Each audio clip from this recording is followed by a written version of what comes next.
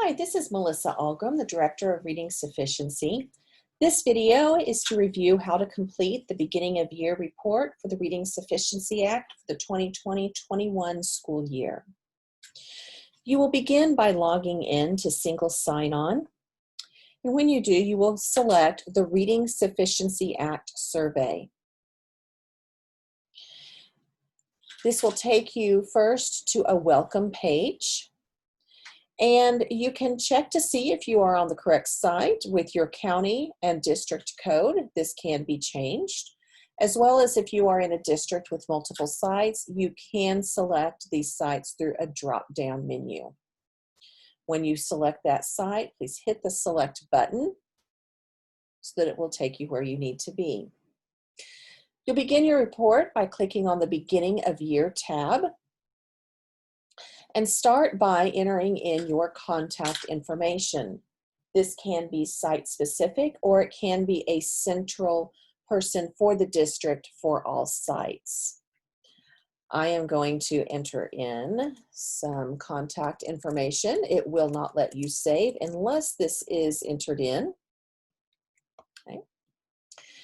It also provides us a reminder of when this report is due, which is October 1st.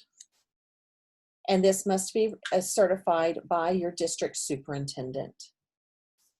You will also see two assurance statements on this report. The two assurance statements are that one, all students will be monitored and screened by an approved screening assessment in grades K through 3. And if they are not meeting the grade level target, will be placed on a program of reading instruction per the Reading Sufficiency Act statute. Another assurance is that the funds attributed for reading sufficiency under Project 367 will be dedicated to kindergarten through 3rd grade reading under professional development, salaries, or intervention materials that might need to be purchased. You will enter in the assessment that is being used for this screening. You have two options here. You can enter in the assessment by grade level. I can come in here and click that these two grade levels are using iStation, and the 2nd and 3rd grade might be using a different assessment such as STAR. That's perfectly fine. If all of your grade levels are using the same assessment, you can click this box at the top and just select one assessment, such as Acadians. This will only work, however, if your site serves all grades kindergarten through 3rd grade. If one of those grades or more are not served at your site, or your grades use different assessments, please click this by showing each grade level individually. If your site does not serve one or more of these grades in kindergarten through 3rd grade, you may select the option No Assessment Required. That is the only time that option should be selected, is if that grade is not at your building. So, for example, if I am at a school that serves 1st through 3rd grade only, my kindergarten selection would say No Assessment Required, and my 1st through 3rd grade would show the assessment that they are using, even if they're all the same assessment from there on out.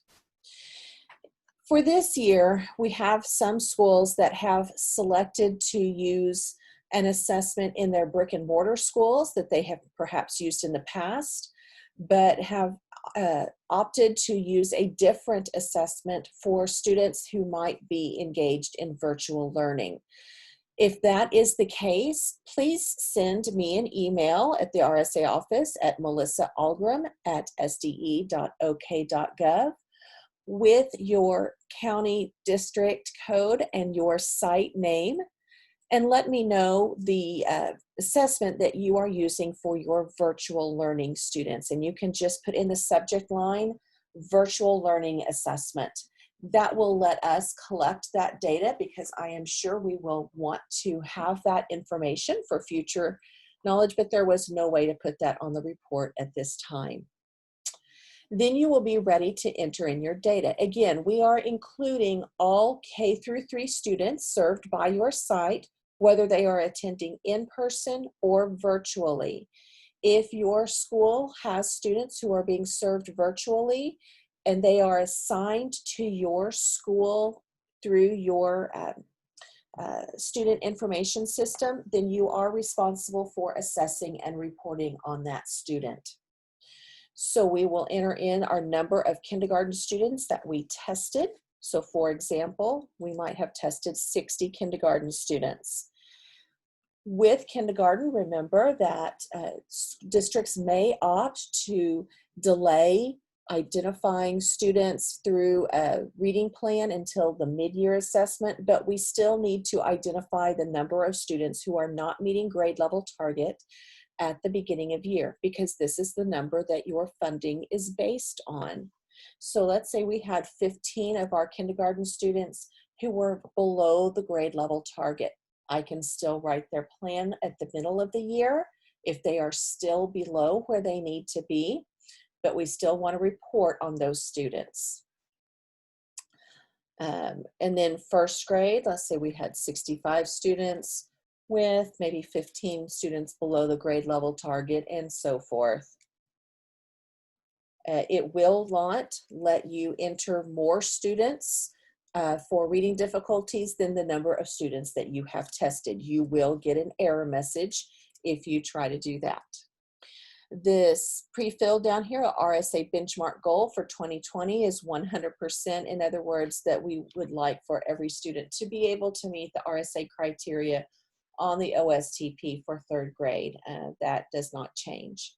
When you have finished entering in your data, make sure you click the Save button.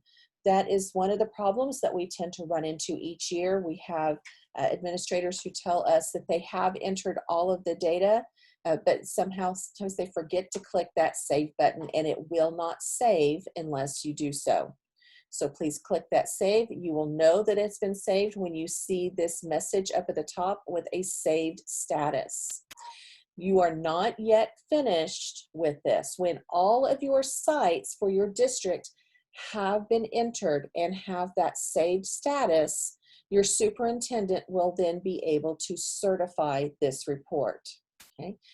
When it's certified, you will then see a status of certified.